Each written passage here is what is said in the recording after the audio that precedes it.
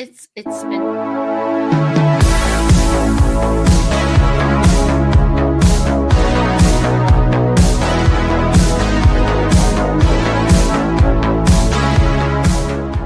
Hey there! Welcome to Exposing the Hidden Reality.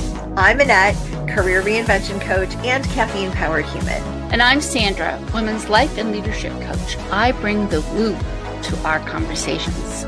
And this is the podcast where we call out all the unspoken stuff, biases, outdated expectations, and all the things women navigate in work and in life. Yes. We bring to light what we see happening. Smart, capable women stuck in the same patterns because no one really talks about what's going on. We'll bring some difficult truths. Welcome, insightful experts. And sprinkle in a little chaos and fun.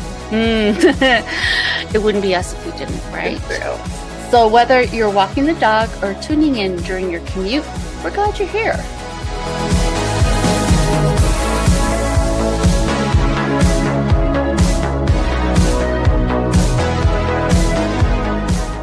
Let's do this.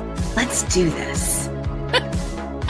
You want to do the let's do this together? Like 3, 2, 1, let's do this. All right, 3, 2, 1. Let's do this. Good morning, everybody. We're doing it. We're doing the thing. I hope everybody had a great Thanksgiving. If you're here in the US, you had a great Thanksgiving. And now after all the Black Friday, Cyber Monday hangover is hanging over, we're going to bring you this wonderfully energetic woman that is going to talk with us about unfunking ourselves. And I'm assuming I'm going to mess that up at some point during this conversation. So Emily, we are so thrilled to have you.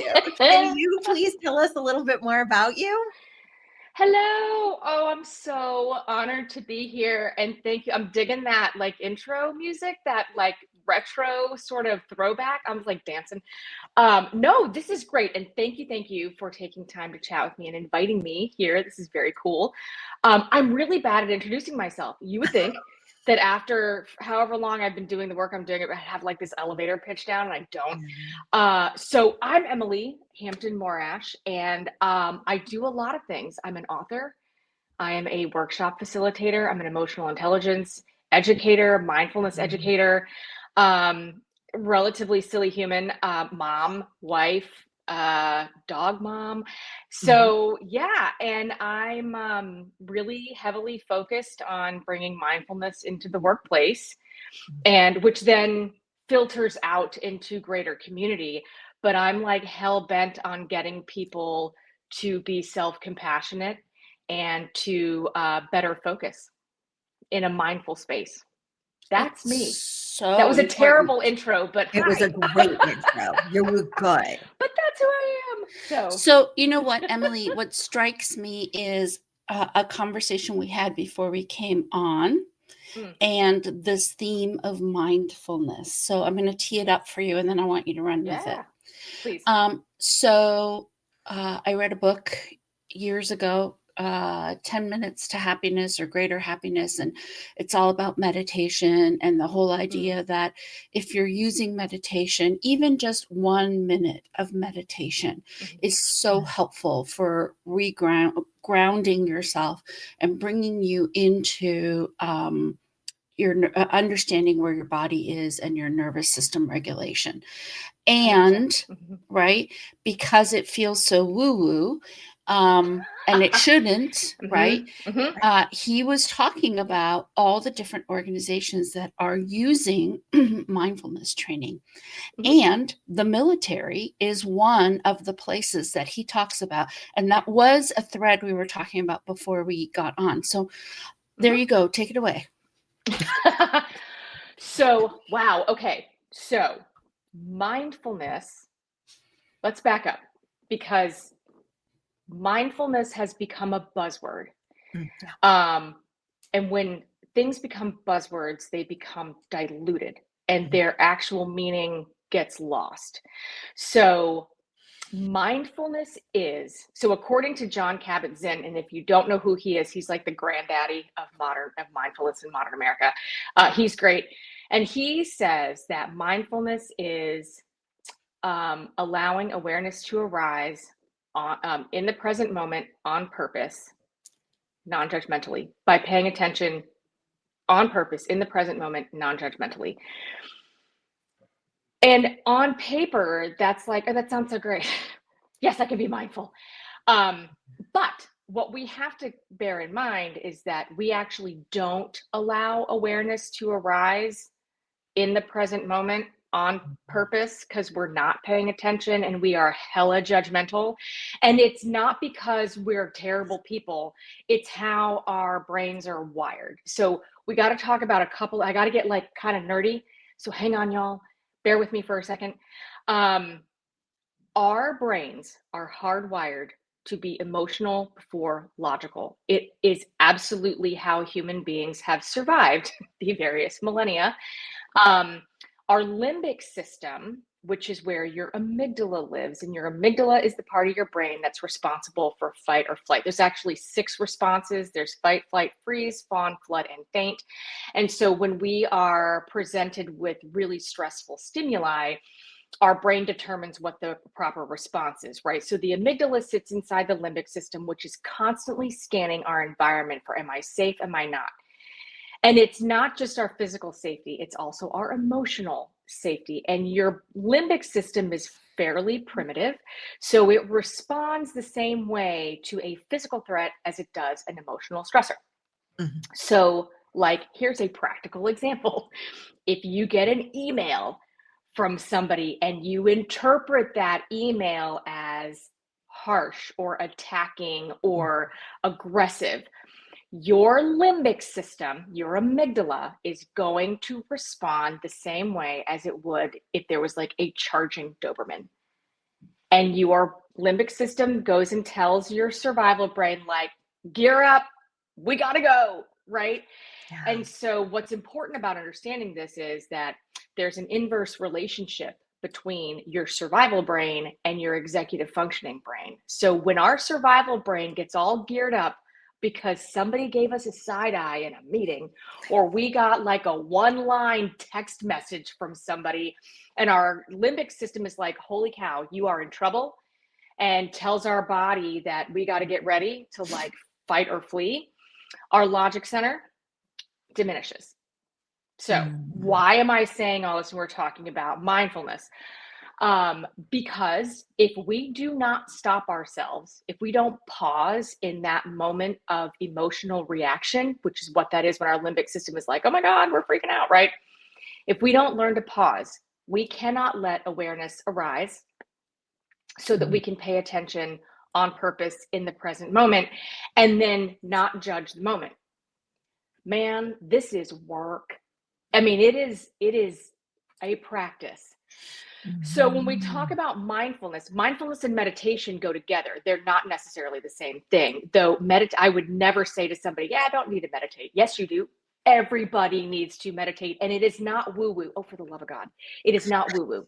It is, we think it's woo-woo because we've gotten to a point in our society where it's like, are you stressed out? There's a pill for that. And listen, I am not saying don't take meds, because honest to God, thank God for modern medicine. But sometimes you don't need pharmaceuticals. Sometimes you need to stop and breathe and like pause. You wouldn't run a machine 24/7, 365. We feel like we should run our bodies that way, and women absolutely feel that way. And that's a whole different rabbit hole that we'll probably go down in a little bit. But so breathing techniques, and it's funny that you mentioned the military. Yeah, there's this really great breathing technique that I teach my clients and in my classes, and it's box breathing. It's where you inhale for a count of 4, you hold for a count of 4, you exhale for a count of 4, and you hold for a count of 4 again, and you repeat that at least 10 times. It's very calming.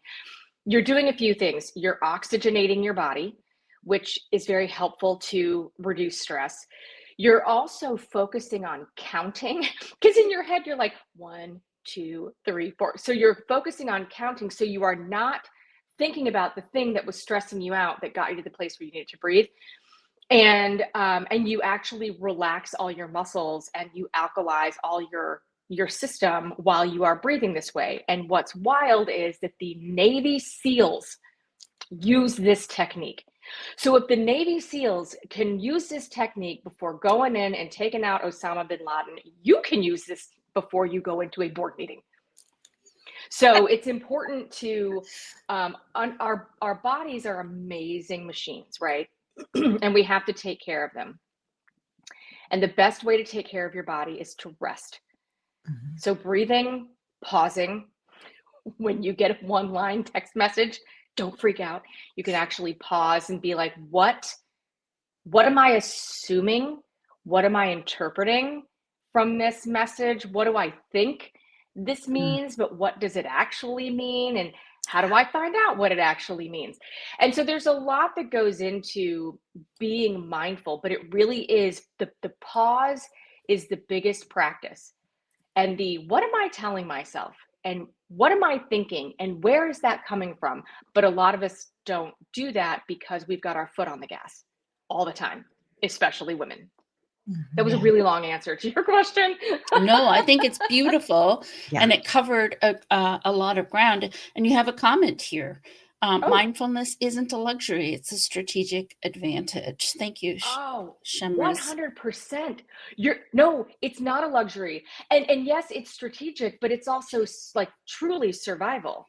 And when we're navigating all these various relationships that we have, if you're not mindful, you're missing a lot.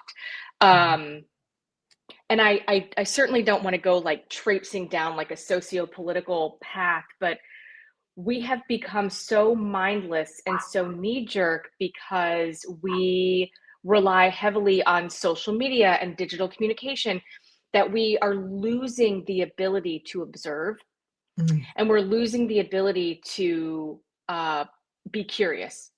And we live in echo chambers. And so, yeah, it's not a luxury at all. It is a necessity, 100%. Yep. Yeah. I think that it's important to understand that even though we're in this echo chamber and we're not very good at observing anymore, that it is something as quick as slowing down for a minute. Yep. Taking a few deep breaths and then coming back and saying, okay, what am I even dealing with? Right. Like, what is it that has to be done?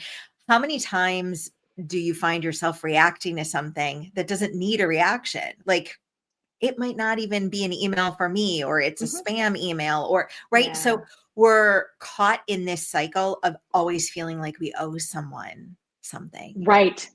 And the reactivity, if I don't do something right now, it's like living in the text message world. And, there are some professions that they do require like immediate response all the time, right?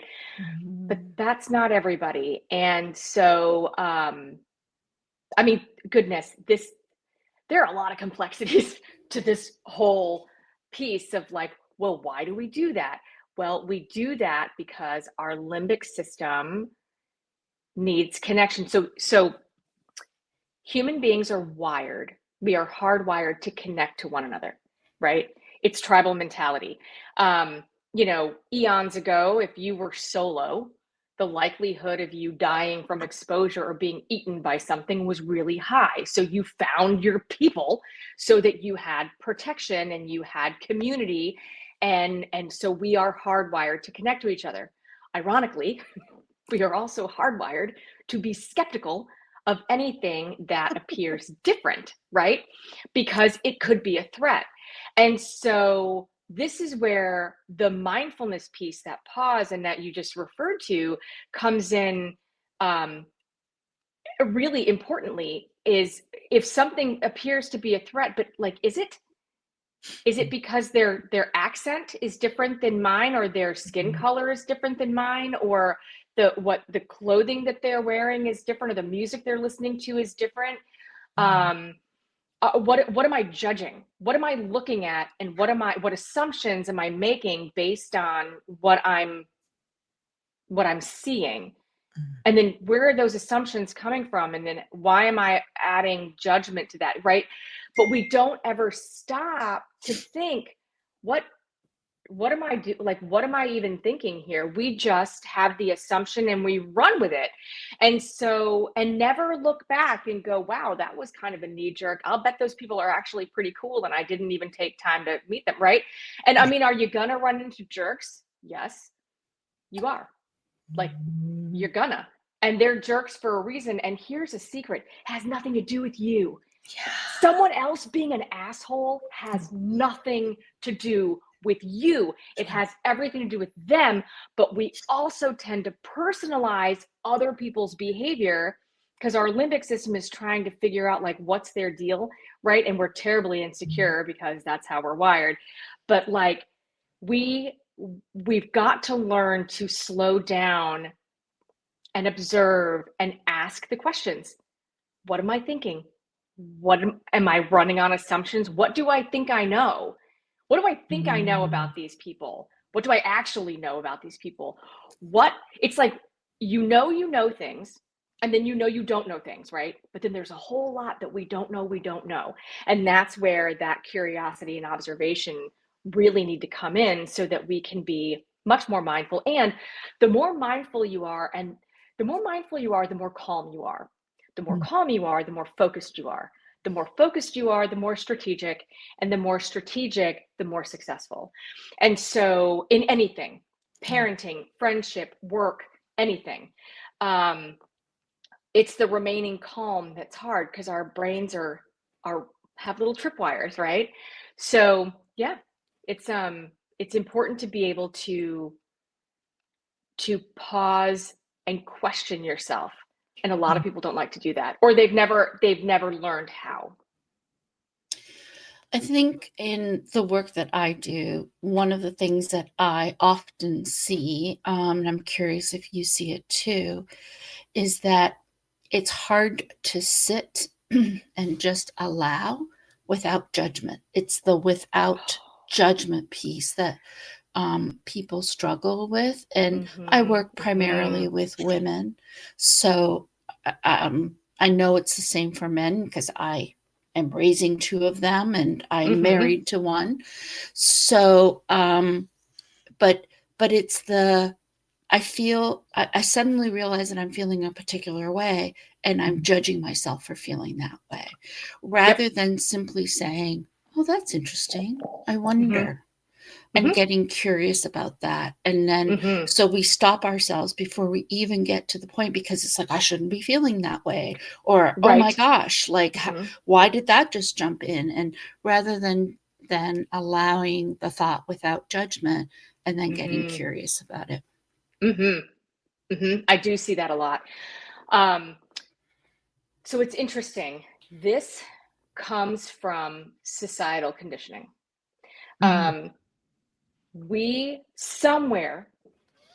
were taught that being emotional is weakness.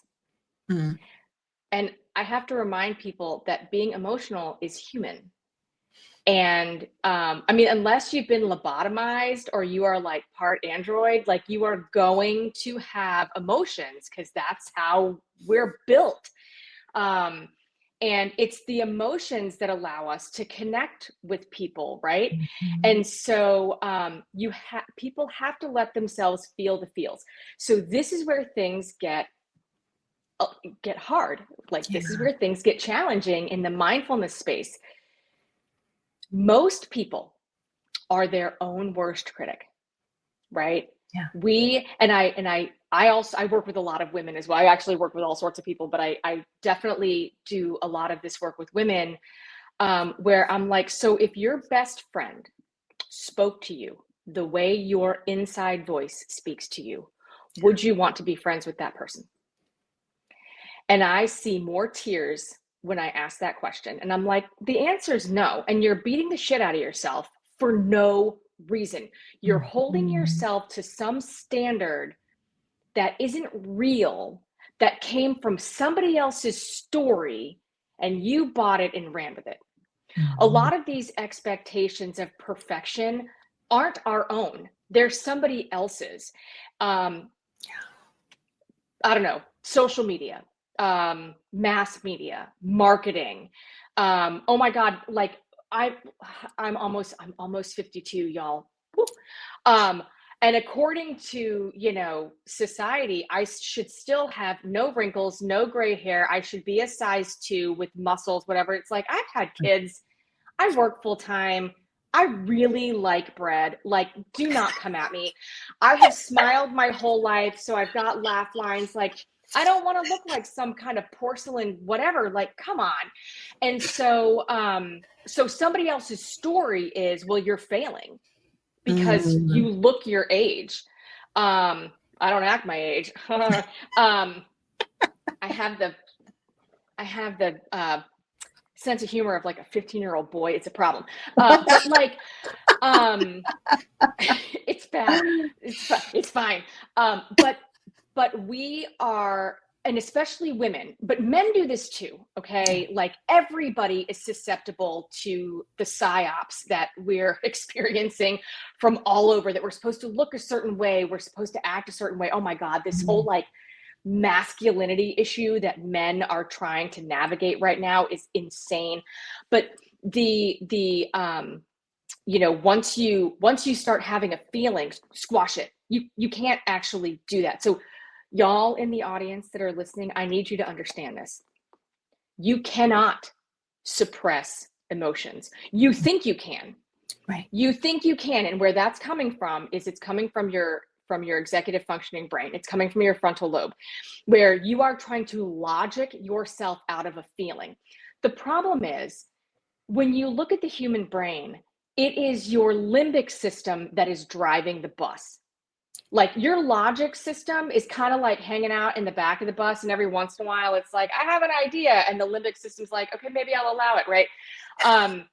But really, your emotional brain is at the wheel, and your logical brain, oftentimes, as Brene Brown tells us, is hogtied and thrown in the trunk, because that is how we're wired. So you think you're suppressing emotions and taking control and you're being logical. And it's like, actually what you're doing is you're pushing all of this stuff into your subconscious, where it's going to fester. And then it comes out as nightmares, panic attacks, anxiety attacks. It also, there's no wall between emotional health and physical health. So then we start grinding our teeth or chewing on the inside of our mouth, and things we can't see, like stomach acid increase, and our intestines start to slow down. And actually, this is a fun fact, your colon will start to restrict. And then when your colon starts to restrict, it sends out signals to your body that something's going wrong. So what does your body do? It sends out a bunch of water. So you want to know where that diarrhea comes from when you're anxious? That's where it comes from, because we're not actually processing the emotions that we have got to process. Everything is a process. You have an emotion, you need to process it. We've been trained, conditioned, taught that like we don't do emotions, and it's like that's the biggest load of shit ever. We are emotions. We walk around in emotions all the time, not bad emotions. And really, there are no bad emotions. I'm using air quotes again. There are no bad emotions. They are just emotions. So Sandra, when you say not judging them, that's the hardest part, because we have been conditioned that emotions are bad. Like if you get too excited about something, calm down. If you get sad about something, oh, positive vibes only. If you get angry about something, oh my God, you're making a big deal out of nothing. And none of that is accurate. It's you are feeling the feelings that you feel. Wow. And they're real, and they're coming from a place, and they're a signal for you to pause and go, what's happening right now? If you're feeling particularly overjoyed about something, well, like, hooray, right? But like, why? What is it about this experience that is causing you to feel this elation? Because man, that's a good feeling, right? So how do we catch that feel again? And then if you're feeling angry about something, what's really happening? So another little fun fact, anger is not a pure emotion. It's a surface emotion. And usually when we're looking at anger and fury and those sorts of things, when you drill all the way down, you're looking at either fear or hurt or a combination of both. So it's the ability to sit and go, I am feeling really angry right now. And I want to figure out where this is coming from and what is my root emotion. You can't run from emotions, again, unless you go get lobotomized. I wouldn't recommend that. That's not a fun way to live, right? So you're going to have emotions. They exist, and they are lessons. They are signals. They're telling you something about your surroundings, right? So to be like, I feel angry right now with my spouse. And then you sit down and go, why am I feeling angry? They didn't empty the dishwasher again. The damn dishwasher every freaking day. We run the thing every day. Every day the dishes are clean. Every day I'm the only one that empties the dishwasher, and that makes me angry. Okay, that's cool. Now what? So have you said to your spouse, hey, can you empty the dishwasher? Or, right? So what are you actually feeling? And really what that is I feel hurt. I feel taken advantage of. I feel like I'm the only one in the house that does anything. That's where that's coming from. So the anger is actually hurt. And the hurt, once you figure that out, it's now that we figured that out, what's the solution for that? And so if you sit and you're like, oh, okay, well, I just have to get over it. I mean, somebody's got to empty the dishwasher, so I guess it'll be me again. And then we sit in this anger, and the anger turns to resentment. And then we don't do anything past that. Guess what? You're going to live in that cycle, constant. And then that's going to cause a fight. And really, your spouse might be like, oh my God, they got to the dishwasher again. I didn't even think to look at the dishwasher. So a really great phrase that I enjoy greatly, maybe I can say great one more time, is never assign to malice what can be explained through ignorance. So I'm gonna go back to our brains for a second, that limbic system. Again, remember y'all, it's primal. It is immature, it is insecure, it is incredibly important. Yay for it, because that's the thing that's like, you're in danger, move, right? And so, that instinct that we have where we're like, we're not in a safe place kind of thing, like we need that. However, it sometimes is it's just a little overzealous once in a while, right? So, when we're faced with something that feels hurtful, or we interpret it as hurtful, we tend to personalize a lot of things, like my husband is clearly not emptying the dishwasher on purpose. He just wants me to do everything. Is that actually accurate? And listen, if that's actually accurate, you're in a different situation, and that's a different problem, right? But more often than not, that is not the case. You have somebody that's way more attentive to things than others. Like in our marriage, my husband is on the lawn. Like, our lawn is amazing, and he finds all the weeds and gets rid of them. I don't even see them. But he doesn't come in the house and be like, well, good Lord, Emily, thanks for ignoring the lawn again, right? Because that's not a thing that I look at. But if he were like, hey, can you come with me around the yard and like pull weeds and stuff, be like, oh yeah, sure thing. That's just not a thing that's on my radar. And so not everybody's radar is the same. But one of the things that what we tend to do is personalize, because our limbic system is immature and it's insecure, it's scared of everything. Is we personalize the things. Oh, they're doing this on purpose. So don't assign to malice what could be explained by ignorance. People aren't out to get you. They're really not. They're just not seeing the things the same way you are. And that's a really important thing to remember. And I keep saying this, but I want to bring it up again. So our amygdala, right? That's where your fight or flight sits. But it's also where the memories of previous fight or flight experiences live, which is why like once you touch a hot stove, you don't do it again, because your brain's like, oh, I know this, stay away. But you got to remember that your amygdala is your fear center, okay? So if your limbic system is responsible for surveying your world and constantly all the time, like it's nonstop, it does not stop doing this. You are constantly scanning, right?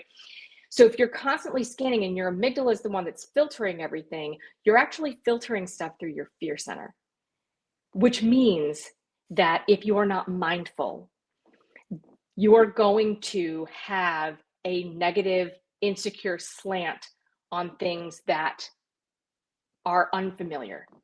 Yes. So that whole allowing awareness to arise, right? The observation by paying attention on purpose is incredibly important. Yeah.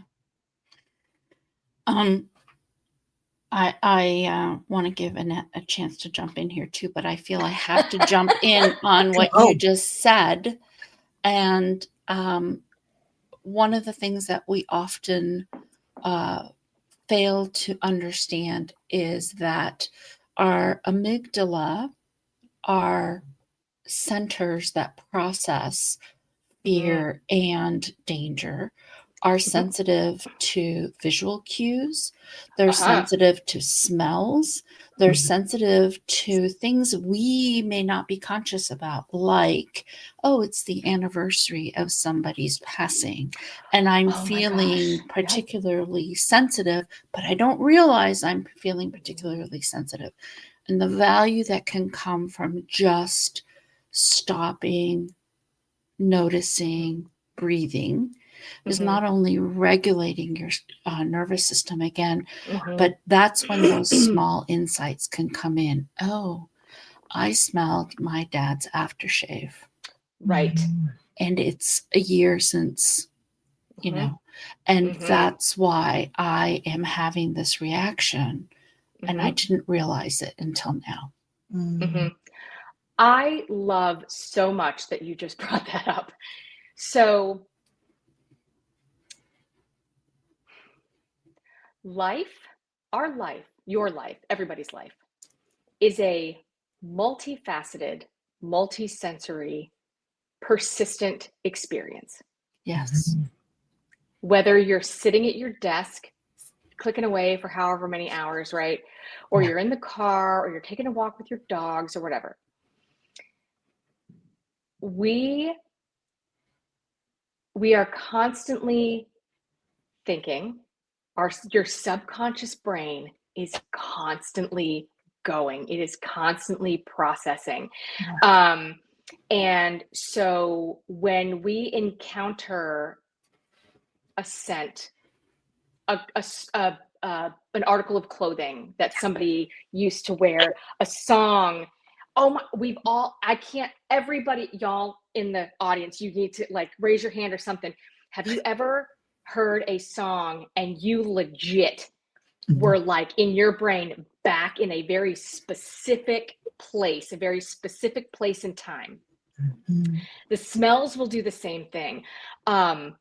Just a little aside, I went into a building. I was doing a book signing, and I went into this little area, and the smell was the smell of my elementary school library. And I had this moment. I was like 5 years old again. I'm like, oh my God, that smell, right? And like the school pizza smell, there's something about it. So, don't eat that. It's not healthy. But it's not, but it was so good at the time. Yeah, for sure.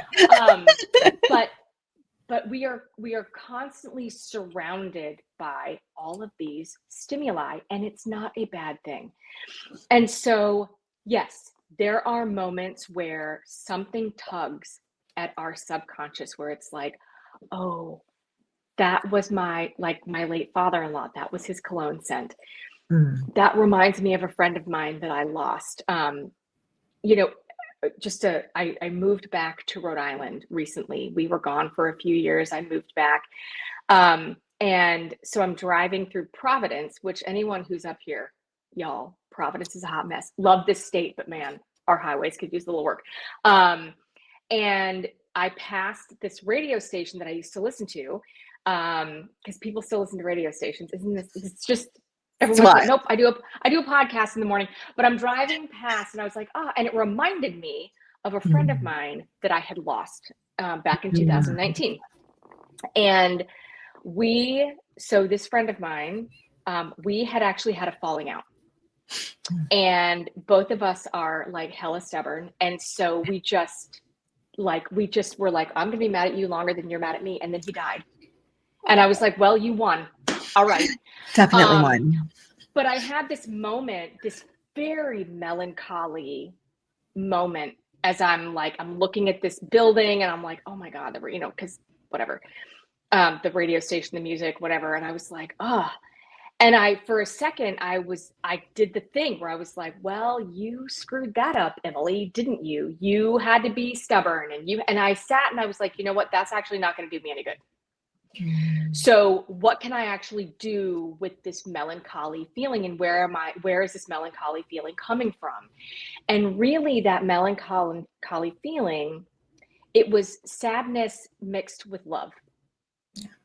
And because I adored him, and we just had this misunderstanding. And really, when I reflect back on it, the misunderstanding that he and I had came at a time where I was going through a divorce. So I was super sensitive about everything. Sure. And he was in a life change. So both of us mindlessly were just very hot button, right? And so instead of being vulnerable and being like, this is how I'm feeling right now, and everything feels like it's scraping at a wound and I'm just struggling, we didn't do that. We were just stubborn. And then I lost many years of friendship because of the stubbornness. So I just kind of had to sit with I actually loved him dearly. I made a not great decision. So what do I do with that now?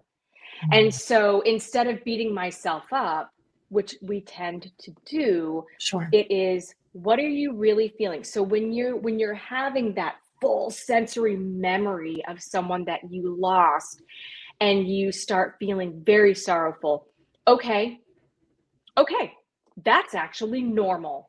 So sit with that feeling. What does it mean to you? What does it mean to you? Sadness, again, is up here on the surface. What is under it? Yeah. You're missing that person because you love them. Or maybe you didn't get to finish something with that person and you are having some regrets. All normal, totally normal. And you should sit with those feelings and process them, write them out. Actually, writing, pencil to paper, not typing, pen to paper, pencil to paper. The actual physical writing will help your brain process better than typing or not doing anything at all. And so, but sitting with those feelings and saying, okay, feelings, I see you.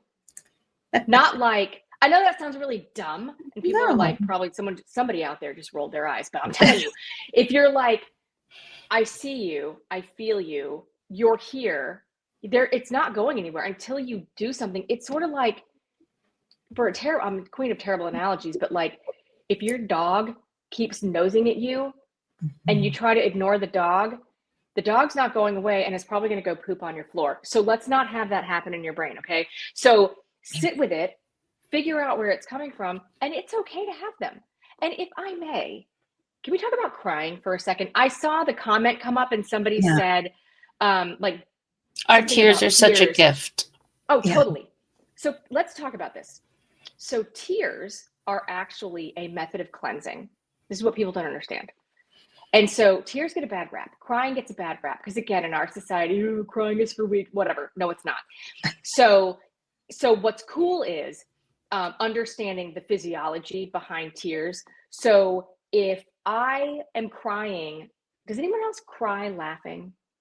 Yeah. Have you ever laughed so hard that like tears? Okay. So if you hit your thumb with a hammer, which I have just done like numerous times because we're renovating our house, you have a different chemical composition of tears than if you're crying from sorrow, if you're crying from laughter, if you're crying from heartbreak. Your body has all these nifty mechanisms for ridding itself of toxins. So when you have an overflood if a particular like hormone or like dopamine, not that we cry out dopamine, but if there's like a more oxytocin in your body than should be, you have to get rid of it. And so tears are one way to do that. So crying is a method of cleansing. And so I'd say to people, like, if you have bad sushi and you need to throw up, do you just not because that's weakness? No, you get it out, right? So if you have an overabundance of some kind of stress hormone running through your body, like when you slam your thumb with a hammer, you have got a ton of cortisol and adrenaline running through your body, your body will get rid of it. And so allowing yourself to cry is one way to do that. But sitting with those feelings and allowing the feelings to exist, because they're gonna exist anyway. You might as well sit with it and work through it. There are not to like, I mean, I guess we can talk about my book, but there's a website that goes with my book, and there's a whole journal. It's free. Like there's a whole journals for everything, and there's stuff about journaling through your emotions. And it's not weakness and it's not woo-woo. It's actually necessary for your emotional survival, which in turn is necessary for your physical wellness. So yeah, sit with them. And it's okay. Feel the feels. And then the next time you get hit with that scent or that music or whatever, the hit won't be as hard because you've done some processing. But it's work, and we don't like emotional work because it makes us cry or it makes us uncomfortable or it makes us squirmy, but it's necessary stuff. Yeah, it really is. So tell us a little bit more about your book and why you created it. So the book was not ever a thing that I ever thought I was going to do. And like I was never the kind of person that's like, I'm going to be an author. Like that was never, ever a thing. So how this happened was I spent the first part of my career, excuse me, in the nonprofit arena. So from clinical work into administration, into nonprofit development and management. And then I got to a point where I was like, wow, I'm exhausted. I think I'm done with this. And it's time for something different. And like, what can I do with all this? And so what occurred to me, what I was really, really good at in the nonprofit world was organizational effectiveness. It was really like getting all the ducks in a row, which is hilarious because I don't have ducks in a row. I have like squirrels at a rave, but whatever. But in the workplace, like I could really get everything organized and strategized. And I was really good at strategic plans and sitting down doing SWOT analyses. So I'm like, well, I guess that's what I'm going to do. And so I shifted out of nonprofit. I went into academia, which was crazy, and like teaching classes at the collegiate level, which was great. Nonprofit management and also entrepreneurship. So that was a lot of fun. And I'm like, so I like kick off my little business and I'm doing SWOT analyses and strategic plans. And I had this one client that I'm sitting there with this group of executives. And I was like, holy cow, they hate each other. Like it was very apparent. And I thought, we can strategize until the cows come home, but these people do not know how to communicate with each other. And moreover, they do not want to hear each other. And what am I going to do? Because now, when the consultants in the audience know this, like, this is your reputation on the line, right? They've hired you because you're an expert in the field. So you go in and you're seeing this and you're like, oh no, this is not going to go well. Like this is going to be a failure. Like if I don't figure this out. So I said to them, here's what I'm observing. And, what I'm seeing is that there are schisms among this group, and I don't know if you're fully aware of them. And so I worked with them on their communication, but what I ended up really doing was figuring out where kind of the catalyst of the issues. And I sat down with that person and I was like, what is your problem? Right. And it turns out that there are two particular people that had worked together before, and they didn't like each other at that old company. One of them was brought over to this new company, and then unbeknownst to that person, this other person 6 months later came over. So they brought with them this history of they didn't like each other and they were just not going to play well in the sandbox regardless. And so we were able to work through that. But it took what ended up happening, and I'm like telling you a story to tell you a story, but what ended up happening was I was like, oh, it's not the strategy, it's not the SWOT analysis. That actually is like secondary. Yeah. It is the dynamics on the team, which really comes down to not just communication, but self-awareness, which is what led me down this massive rabbit hole of mindfulness. And my mindfulness journey was my own, from my own life experiences and needing to get my own head out of my own butt, right? And like, as I'm like dealing with massive life changes and I'm like, whoa, and I'm trying to figure out what to do with myself, and then realizing, oh, I'm totally mindless, and how do I fix that? And I thought, oh my God, these people are totally mindless. So yes, we need to look at communication and we need to look at, do some self-awareness work, but really we have to add some mindfulness to it. So from there, I started doing much more research into communication styles. I'm big into DISC and Enneagram. In the book, I've created what's called the communication compass, which is where I've married DISC and Enneagram into the compass. Gives you the same kind of guiding information. And a lot more mindfulness practices, teaching people how to be mindful, teaching them to meditate, teaching them how to calm down, how to pause, do a lot of coaching in that area. And so many years ago, I created the Mindful Leader Practice Workshop, which is this incredibly intense, very powerful, immediately applicable workshop that just broadens people's perspective about themselves and other people, and where are their blind spots and what are they missing.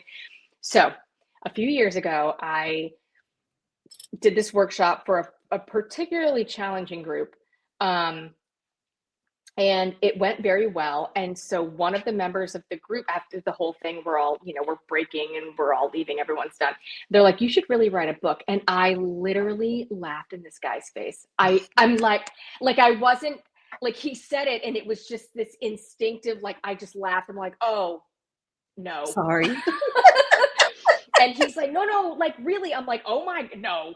And so, and I continue doing these workshops because that's what I do. And I heard it again from another group. They're like, you should really write a book about this. I'm like, you are clearly like high. No, we're not. That's dumb. And so, so then there's a client of mine, and I adore them. They're wonderful. And this one particular person I worked with for a really long time was like, out of nowhere said, you ever thought about writing a book? And I go, you know what? You're like the third person that said that. And nobody is going to read a book that I read. Like, I'm not anybody. I'm not anyone important, whatever. And he goes, well, but you are actually. And you teach people how to think differently. Like, if it weren't for you and this workshop and this information that you've provided, we would still be in this really awful place that we were in a year ago, but we're not now. And it's because of what you taught us. So maybe it should go in a book where you have wider distribution. And I then was like, oh, I never thought about that. Because we don't think about ourselves as anything other than how we see ourselves, right? Like when people call me a subject matter expert, I snicker, but I am. But I'm like, I'm just some like weirdo, like, I don't know. And so I was like, you know what? Okay, fine, I'm going to write this book. So I went with an indie publisher. World Changers Media, oh my God, they're amazing. I had the best experience. It's very daunting sitting down to write a book. And I'm like, and the imposter syndrome was like really loud for a while. And it was a growth experience, but it came from this organic place of wow, y'all are not, you're just trying to like outdo each other, and you're really trying to sabotage one another, and you need to stop that. And then it just came from this place of that tough love that I was talking about before we started recording, where I was like, y'all are messing up the works and you're being idiots and you need to stop. And I love you and I believe in you, but cut the shit. And that was really where, that's like the vibe of the book, where it's like, get out of your own way. And then you're stubbornly standing in your way because you can't be wrong or whatever, when it's not even about that. Like, learn to put your ego over here and focus on the strategy. And so that was where this book came from. And I get a lot of questions about the cover of the book because there's a meditating llama. So I have to tell you my llama story. So when my oldest son was in first grade, we went on a field trip to the zoo, and there was a petting zoo. All right. And I don't know what they had fed the animals prior to us getting there, but oh my word. I mean, the goats were like all insane. It was like everything's hyper, and these first graders who are smaller than most of the goats, right? They have handfuls, you know, they give you the food. Yeah, and yeah. of course, all the goats are like swarming these children. Now the children are like screaming, they're running around. Well, the children are screaming, running around. The goats are freaking out. They're also running around. And then I don't know if people are familiar with goat poop, but it's like pellets, right? So now we have these first graders that think that the goat pellets are actually food. So now they're picking up, and I'm watching the teachers, and I'm like, I'm chaperoning, and I'm like, I'm going to stand over here. And in this insane, chaotic situation where there's sheep and goats that are literally running amok, there is this llama that is standing in the corner, totally stoic, just chewing on hay. You can see it's watching the whole thing and just standing there in its llama-ness. And I was like, damn, that is the way to be among all the chaos, right? And so that image has stuck, and I love llamas anyway, but that image has stuck with me. And I'm like, I'm going to be the llama. I'm going to be the llama among the goats. How do I make the llama among the goats? And so that was where the inspiration for the book cover. But it really did come from this organic place of me being like, holy shit, y'all, what are you doing? And then I wrote the book, and it's like, here's how. So there's like a whole lot of neuroscience in the book, and a ton of psychology, social psychology. We talk a lot about culture. And then there are some anecdotes that go along with here's some examples, but there's a how-to guide. Like, here is what is happening, and here is how you can do the thing so that you can be more mindful, or you can catch yourself in moments of mindlessness, and how to shift. And not only how to shift, but how to give yourself grace and space to shift. You know, Sandra, you talked earlier about like that whole, when you start feeling the feelings and you want to get rid of it, it's like, no, don't do that. No. If you do something, if you mess something up, own it, sit with it, learn from it, laugh at yourself, and shift.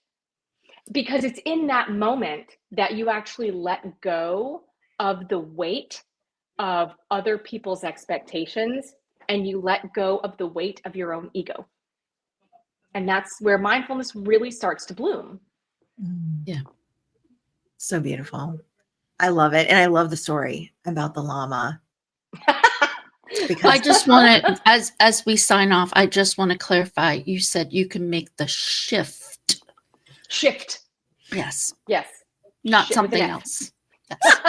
I mean, you can make something else too, but it would be better if you made the shift with an F. Yes.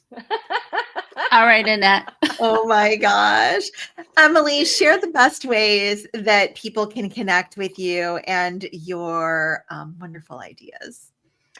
Thank you. Yeah. So I'm on LinkedIn, Emily Hampton Morash. If you want to find me and chat, that's fine. I also have an Instagram page for the book.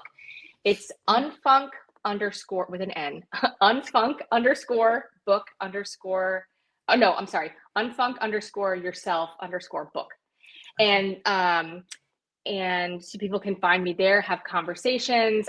It's what's really fun is I randomly get messages from people. They're like, I just finished your book. I'm like, oh my God, you read my book? Where'd you find it? Like, it's just because when you write a book, like if I were somebody like Brene Brown or like somebody important, right? Like I Annette would be like, Garsteck. oh yeah, like Annette. People would be like, I read your book. Be like, I know, everyone reads my book, right? Right. But this is like, oh my God, you did? And so, okay, so we have conversations, and I have people who will message and be like, I have this issue at work and I don't know what to do. And so I will sit with people and be like, well, here's a thought and here's some questions, and have you thought about this? And like, tell me a little bit about, so there's that. And then the book, unfunkyourselfbook.com. is where you can find a link to where to purchase the book if you're so inclined. And it's on like all sorts of online resellers. But on that website, there is a tab called the work. There's a tab called the guidance. And then there's a tab called the quiz. So the work, it's the journals. They're free. They are free. Please use them. The guidance are a bunch of guided meditations and these 30-second little pep talks where if you're having a bad day, you pop one of those in and I'm on there telling you that you're a badass. And just little 30-second love notes, right? And then the quiz is the communication quiz. And I strongly recommend that people go onto the website, look at the quiz, take it, and then have your coworkers take it, have your family take it. Because when you see, and there's a whole guide of like, what does it mean? And if you're this style, how do you work with this style kind of thing? It's a roadmap for how to navigate people who are very different than you, who are very similar, and you might lock horns. But that's where you find me. And my business website is hamptonmorash.com. And so, but you can find me in all sorts of places. And I love to have the conversation. So I really do welcome people to find me on social media or on the website, and let's chat. I love it. That sounds amazing. Well, we were so lucky to have you here with us today and teaching us so many amazing things while having such a good conversation as well. And let's stay connected. All right. I appreciate you guys. Thank you for opening your podcast. I always say to people, thank you for opening your home, because really this is sort of your mind home, and you've allowed me in to have these conversations, and I get to hang out with your audience and chat a little bit. This has been such an honor, and I am so grateful. Thank you. Thank you. Thank you. Thank you.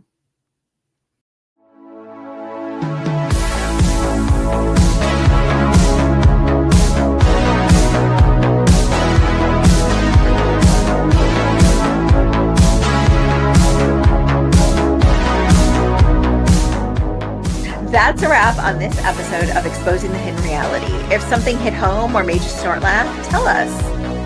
Seriously, we love hearing from you. Message us, tag us, or send us coffee. We love coffee. And hey, leave a review. It helps more women find us and boosts our egos. Which are like fragile, like suspiciously fragile. True. All right, until next time, keep questioning, keep growing, and if all else fails, blame the dog. See you next time. Wait, did we stop recording? No, we're still here. You have to push the red button. Red button. Cool. Just eternal podcast. Bye. Bye.